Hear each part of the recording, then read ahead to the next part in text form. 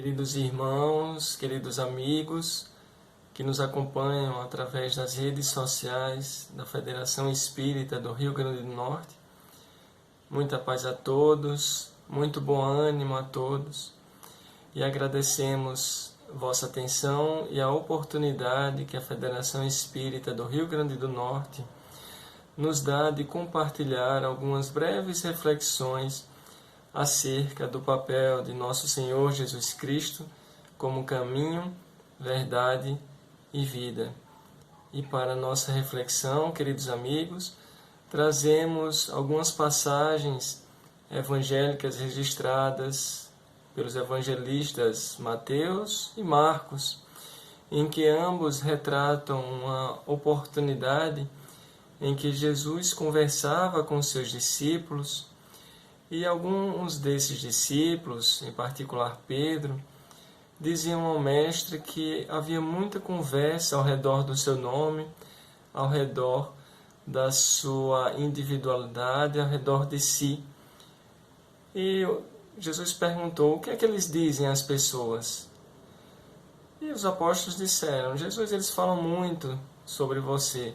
Uns dizem ser a reencarnação do profeta A, se a reencarnação da pessoa B, mas Jesus, buscando talvez fazer com que aqueles seus discípulos refletissem um pouco sobre a sua natureza, sobre o seu papel entre eles, sobre o seu papel no mundo inteiro, diz: e vós, quem dizeis que eu sou? Simão Pedro, tomando a palavra naquele momento, responde: Tu és o Cristo, o Filho do Deus vivo. Uma resposta muito complexa, a de Simão Pedro. E Jesus então replica a ela dizendo: Bem-aventurado és, Simão, filho de Jonas, porque não foram a carne nem o sangue que isso te revelaram, mas meu Pai que está nos céus. Então ele faz um contraponto frente às discussões que estavam se desenvolvendo, se ele era a pessoa A, se ele era a reencarnação do indivíduo B. Mas aqui ele diz que quem te revela isso é o meu Pai que está nos céus, mostrando então a capacidade reflexiva, a percepção espiritual de Simão Pedro, ao dizer que aquele era um indivíduo completamente diferente dos outros indivíduos, por mais que estes fossem também importantes para aquela sociedade, fossem também importantes do ponto de vista espiritual, este era um indivíduo completamente diferente daqueles outros. Vamos então compreender exatamente como Jesus se coloca tão diferente dos outros naquela época, mas ainda nos dias de hoje, a ponto de ele próprio ter dito que ele é o caminho, a verdade e a vida, e hoje, exatamente, nós continuarmos a concordar com essas ideias. Dentro da literatura dos pensadores ou dos pesquisadores espíritas, em particular do benfeitor Emmanuel, espírito que psicografava através de Francisco Cândido Xavier, mas também através de Humberto de Campos e outros, podemos chegar então a algumas percepções mais sutis acerca dessa natureza de Jesus, acerca do seu papel, como dissemos, enquanto caminho, verdade e vida. O Cristo, nos diz Emmanuel, é o sol espiritual dos nossos destinos, é a porta da vida abundante, o amor vivo e permanente, o amor divino, alongando os braços à angústia humana. Ele, o Cristo, é então o sol moral do mundo. Podemos perceber que a compreensão sobre a natureza do Cristo, a partir do benfeitor Emmanuel, nos diz que Jesus é efetivamente a manifestação do amor de Deus, a personificação de sua bondade infinita, oferecendo aos seres humanos toda a grandeza do seu amor, da sua sabedoria e da sua misericórdia, com o tesouro que podemos coletar nas obras, na vivência do Cristo, através dos seus exemplos, através das suas palavras, deixa Jesus entre os homens a sua boa nova, o seu evangelho, através dos registros de alguns daqueles discípulos. Mas não somente o Cristo nos representa para nós essa personificação do amor divino, como ele, igualmente, inaugura uma nova época na humanidade, já que a humildade foi o seu caminho, o amor e o trabalho, o seu exemplo, o martírio, a sua palma de vitória, se diferenciando aí neste momento de vários outros que lhe haviam precedido nessa jornada entre os homens, apesar da contribuição relativamente importante de todas estas pessoas. Só Jesus, meus queridos amigos, é realmente bastante grande e bastante puro para ser integralmente seguido na terra, como sendo nosso Mestre e Senhor, como sendo nosso modelo e guia. E acerca desta percepção de Jesus, não somente nós particularmente enxergamos dessa forma, como o benfeitor Emmanuel, que viemos de citar, mas os espíritos que trabalham pela implantação do espiritismo neste planeta e pela sua manutenção, quando perguntados sobre qual o tipo mais perfeito que Deus tem oferecido ao homem para lhe servir de guia e modelo, eles todos respondem dentro do que Kardec sintetiza através das traduções que temos hoje: Jesus. Jesus, então, ocupando o espaço do tipo mais perfeito que já viveu neste planeta Terra, que Deus, na verdade, ofereceu ao homem para nos servir de guia e de modelo. De fato, para nós homens, queridos amigos, na acepção mais geral da sua palavra, compreendendo o homem como ser triplo, composto de espírito, corpo e entre um e outro perispírito, o homem, então, na terra, para ele Jesus irá constituir o tipo de perfeição moral a que a humanidade pode aspirar na terra. Deus, queridos amigos, nos oferece como o mais perfeito modelo, e a doutrina que ensinou é realmente a expressão mais pura da lei do Senhor. ênfase, então, meus queridos amigos, nesta passagem, a expressão mais pura da lei do Senhor, porque, sendo Ele o mais puro de quantos têm aparecido na terra, o Espírito Divino, a vontade de Deus, a manifestação de Deus se dava através dele, o animava. Quanto aos outros que, pretendendo instruir o homem na lei de Deus, o têm transviado, ensinando-lhe por vezes falsos princípios. Isso, meus queridos amigos, que constatamos ao redor ou através dos registros históricos da nossa humanidade, ou seja, a presença de diversos indivíduos antes da vinda do Cristo e mesmo após a vinda do Cristo, até onde temos tido acesso, aqueles homens, eles por vezes eram capazes de escrever boas obras de conteúdo moral, de conteúdo intelectual, de ensinar através da oratória ensinos importantes realmente do ponto de vista intelectual e do ponto de vista moral. Mas todos eles, em um momento ou outro, acabavam falhando em vivenciar os seus próprios ensinos.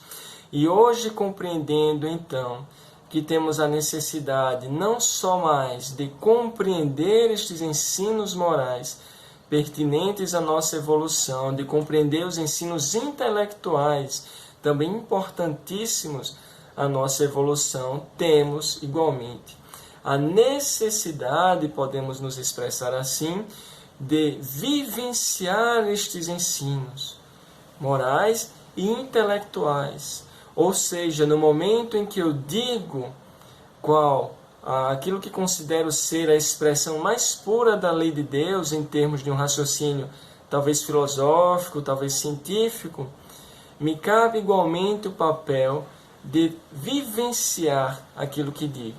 E, como dizíamos, os registros nos mostram que a grande dificuldade dos indivíduos foi essa. Mas com Cristo a situação é um pouco diferente, porque ele não só ensinava, mas ele vivenciava efetivamente, a sua pedagogia era baseada na vivência do ensino, até porque somente após o seu desencarne é que vão surgir esses registros evangélicos de Mateus, Lucas, Marcos e João. Então ele ensinava, ele vivia, e o seu viver era o próprio ensino, o seu viver era o próprio sal da vida, lembrando-nos então que ele nos diz: sei vós mesmos o sal da terra, ou seja, vivenciem a essência da vida, a qual vamos continuar a refletir, a abordar um pouco ao longo destes poucos minutos que temos de exposição. Então, aqueles homens que falharam em vivenciá-los, que por vezes, até mesmo propositalmente, vamos dizer assim, acabavam ensinando aos homens falsos princípios, propositalmente ou involuntariamente, mas acabavam por ensinar falsos princípios. Isso aconteceu e acontece ainda hoje em algumas situações, por haverem aqueles homens deixado que os dominassem sentimentos demasiado terrenos e por terem confundido as leis que regulam as condições da vida da alma com as leis que regem a vida do corpo. Muitos hão apresentado como leis divinas simples leis humanas, estatuídas para servir as paixões e para dominar os homens. Mas nos diz o Cristo: não se turbe o vosso coração. Crede em Deus e crede em mim. Na casa de meu Pai há muitas moradas. Se não, ter-vos-ia dito que vou preparar lugar para vós, nos indaga Jesus.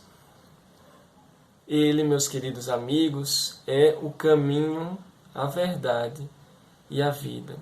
Sua luz imperecível brilha sobre os milênios terrestres, como o verbo do princípio penetrando o mundo há 20 séculos. Aquele mesmo verbo registrado então por João no início do seu evangelho, um verbo que estava presente no momento da criação, um verbo que era a vida e que a vida era a luz aos homens. Aquele verbo é o próprio Cristo e a sua luz imperecível brilha sobre os milênios terrestres. Nos diz Jesus: e se eu for e preparar lugar para vós, de novo volto e vos tomarei junto a mim, para que, onde estou, também vós estejais, e para onde vou, sabeis o caminho, nos fala o Cristo. Esta é uma afirmação muito curiosa que suscita ao discípulo Tomé uma pergunta que talvez nós próprios possamos nos fazer: Senhor, não sabemos para onde vais. Como poderemos saber o caminho para onde vais? Como poderemos seguir-te os passos? Como poderemos estar onde o Senhor nos diz estar?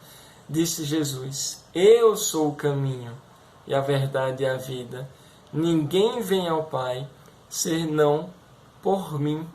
Ele próprio, meus queridos amigos, se faz caminho para nós, se faz a exemplificação da vida em sua acepção mais plena, se faz igualmente a personificação da vivência da verdade, não aquela agora, a verdade que os homens já conseguem perceber, mas uma outra verdade. Entretanto, esta compreensão, por vezes ainda não chega até nós, porque nós aqui nos referimos a toda a humanidade, não é? Porque estamos sempre tardios no aproveitamento das oportunidades preciosas. Muitas vezes, no curso das existências renovadas, infelizmente, nos diz Emmanuel, temos desprezado o caminho, indiferentes ante os patrimônios da verdade e da vida. Agora, se é necessário compreender este desprezar ao qual Emmanuel se refere, o caminho, indiferentes aos patrimônios da verdade e da vida, considerando o espírito como um ser que é criado simples e ignorante e que vai progredindo gradativamente em função das suas vivências, seja encarnado, ou seja ocupando um corpo, seja desencarnado quando ele é somente espírito e perispírito. Ao longo destas vivências é que o espírito ele começa então a compreender sobre si mesmo, sobre a natureza divina, vamos dizer assim, mas esse divino entre aspas, que nos anima. Então, o desprezar o caminho seria talvez um processo relativamente natural daqueles que somos nós, daqueles que ainda estamos buscando uma compreensão melhor.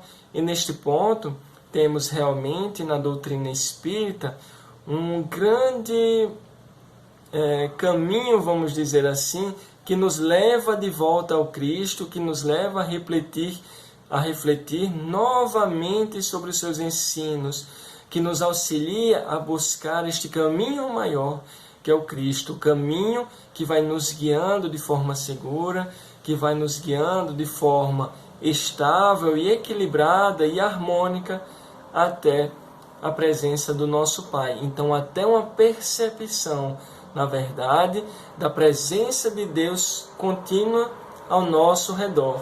Temos, nos diz Emmanuel, exatamente dentro desta perspectiva de aprendizado, imensas distâncias a vencer no caminho para adquirir a verdade e a vida em sua significação integral. Qual seria então a verdade? Podemos ler, mas a compreensão necessita de um pouco mais de tempo. A verdade compreendemos ser um patrimônio, a verdade absoluta, podemos considerar como sendo um patrimônio unicamente de espíritos da categoria mais elevada. E a nossa humanidade ainda não poderia pretender possuí-la, a verdade absoluta, a verdade integral, porque não lhe é dado saber tudo, porque ela ainda está caminhando neste processo de compreensão das coisas.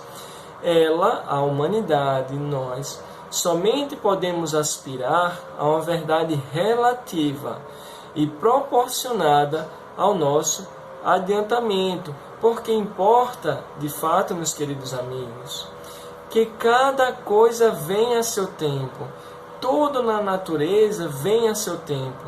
Quando imaginamos uma pequena sementinha de uma macieira, tão pequena, mas que vai ao longo do tempo germinando, que vai ao longo do tempo crescendo, se fortalecendo até que vira uma macieira importante, maior, dá flores e dá frutos. Então tudo na vida vem ao seu tempo. Primeiro a semente para depois vir o broto e então a árvore já plena em capacidade de dar frutos. Importa que cada coisa venha a seu tempo. A verdade, ela é como a luz. O homem precisa habituar-se a ela pouco a pouco. Do contrário, ficaria deslumbrado. Como citamos João em algum momento, dizendo que havia um verbo que estava na criação, e este verbo era a luz. Complementa João dizendo: a luz brilhou sobre as trevas, mas as trevas não compreenderam a luz. porque precisa ser uma mudança gradual de percepção, tanto é com a luz quanto é com a verdade. A vida, por outro lado, é uma vibração imensa, vai nos dizer Leon Denis, que enche o universo e cujo foco está em Deus. Então Deus, o Pai Criador, que vibra a vida em todo o universo, em todo o infinito, até onde a nossa compreensão pode ir. A nossa vida é, portanto, um tesouro divino, que nos foi confiado para cumprir uma missão terrena, nos fala Vitor Hugo na obra Dor Suprema. A vida, meus queridos, pode ser tida como o processo de crescimento da alma ao encontro da grandeza divina. Dentro daquela analogia do crescimento da árvore, tal é o crescimento igualmente da vida. Ao encontro da natureza, da grandeza divina, se dá este crescimento. É a vida, a gloriosa manifestação de Deus. Tudo que há na natureza vibra vida. E esta manutenção da harmonia da vida no universo inteiro se dá através da vibração que vem de Deus, e é para Ele próprio que a grandeza da nossa vida nos levará. A vida, na sua expressão terrestre, é como uma árvore grandiosa. A infância é a sua ramagem verde, a mocidade se constitui de suas flores perfumadas e formosas, a velhice é o fruto da experiência e da sabedoria. Caminho, verdade e vida é o Cristo. Jesus, por descer, elevando quantos lhe não podiam compreender a refulgência da altura, é que se fez o caminho da nossa ascensão espiritual, a verdade de nosso gradativo aprimoramento e a vida de nossas vidas, a erguer-nos a alma entenebrecida no erro para a vitória da luz. É o nosso querido modelo e guia, aquele que se estabelece para nós como caminho, verdade e vida. Meus queridos irmãos, neste período em que nos encontramos, nos meses de dezembro, nos dias que antecedem o Natal, em que estabelecemos a cultura de celebrar o nascimento do Cristo, independentemente dos fatos históricos, talvez nos sirva de consolo, ao mesmo tempo de renovação do ânimo, compreender que o Cristo, como caminho, verdade e vida, nunca nos abandonou.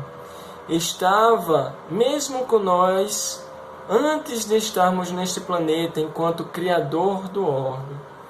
Permaneceu conosco, enviando diversas pessoas que nos auxiliaram a compreender os princípios da nossa vida.